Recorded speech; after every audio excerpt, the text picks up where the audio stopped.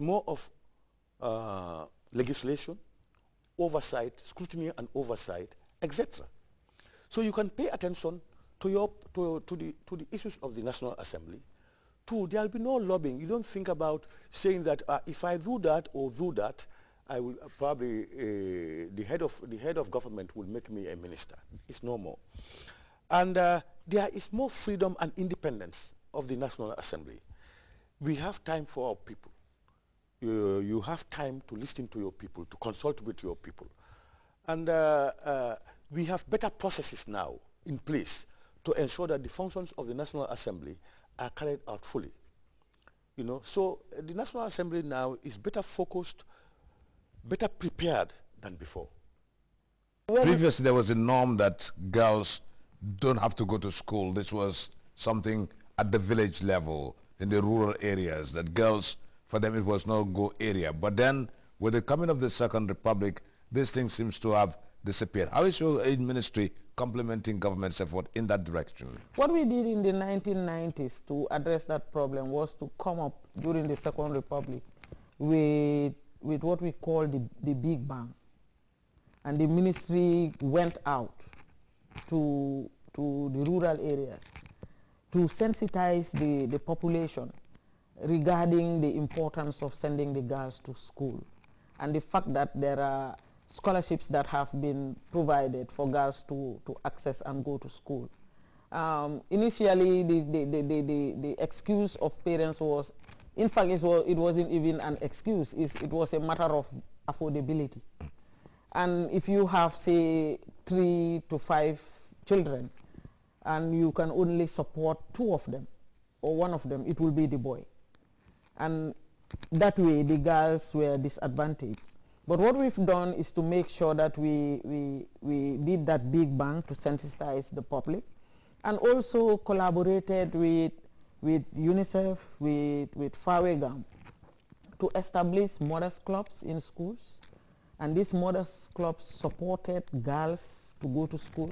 We put in place girl-friendly schools through the girl-friendly school initiative that we've come up with.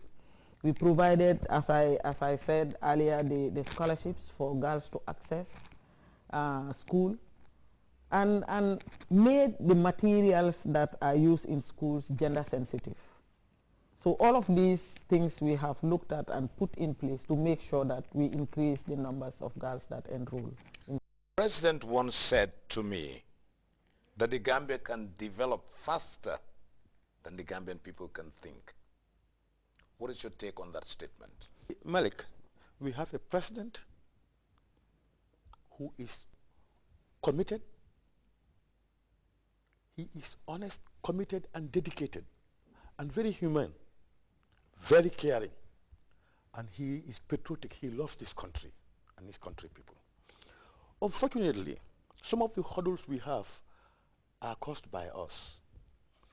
90%, for me, that's my view. 90% to 99% of the problems we have is not caused by the president, by those of us who surround him, who have the opportunity to interact with him, to discuss with him, to advise him, and to give him information. We should always, Malik, be dictated by our conscience. It is only based on trust that the president will look at somebody and appoint you to a position of trust and responsibility. It behoves you, therefore, to make sure that you are honest to the president, you are loyal to him, and that you are being dictated by your conscience. But more often than not, some of us may go to misinform him on issues, and the decisions are taken, and we fall back. Some of us want to solve personal vendetta, personal grievances between Malik and myself. I use my office or my contact and misinforms the president or somebody else to react. Why should we do that?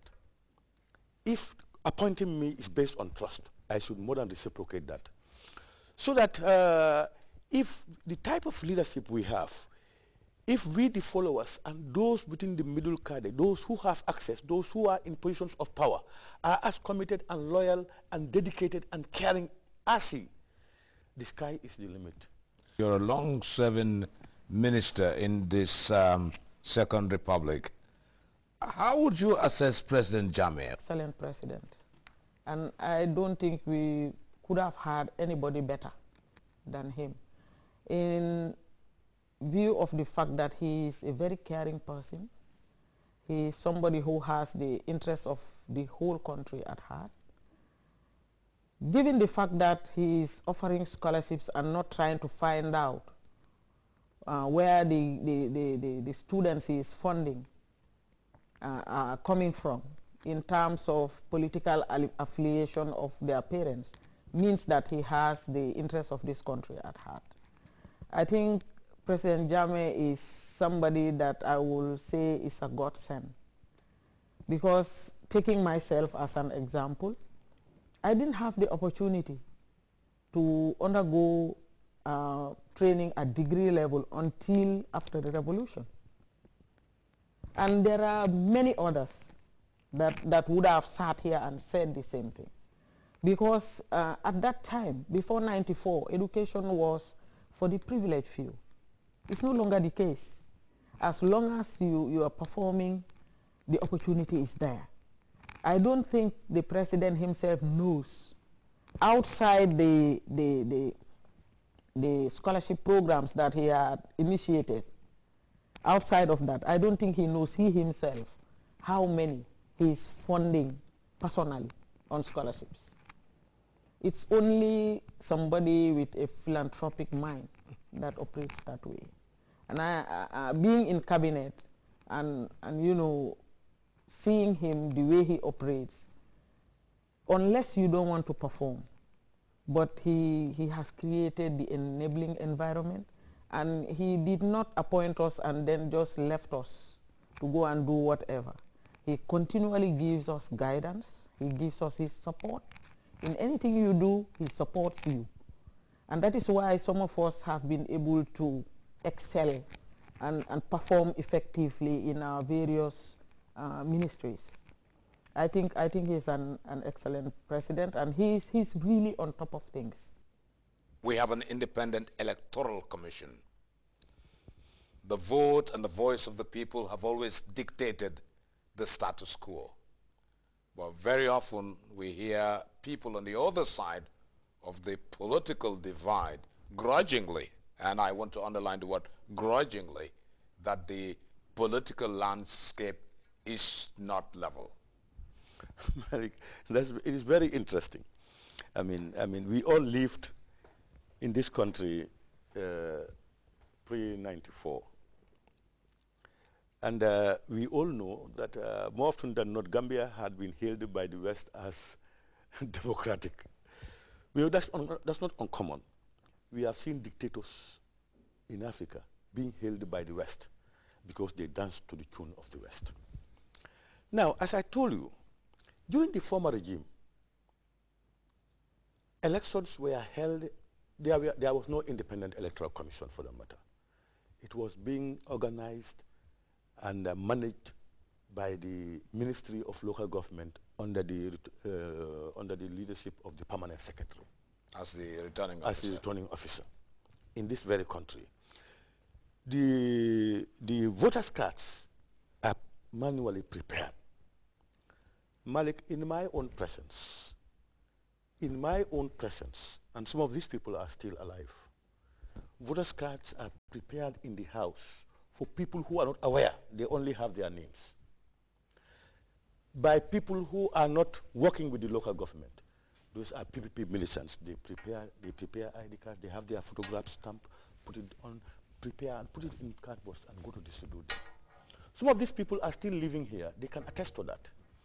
So how qualified are those who were in the leadership of the then government to talk about democracy and good governance today, when they had 30 years opportunity to help move this country ahead? In fact, we started from almost scratch, Malik. Last time I was telling somebody, the northern half of the Gambia, Malik, had never once had one third road, macadamized road, during the colonial period up to our 30-something years of independence. President Jammeh comes from the South Bank. immediately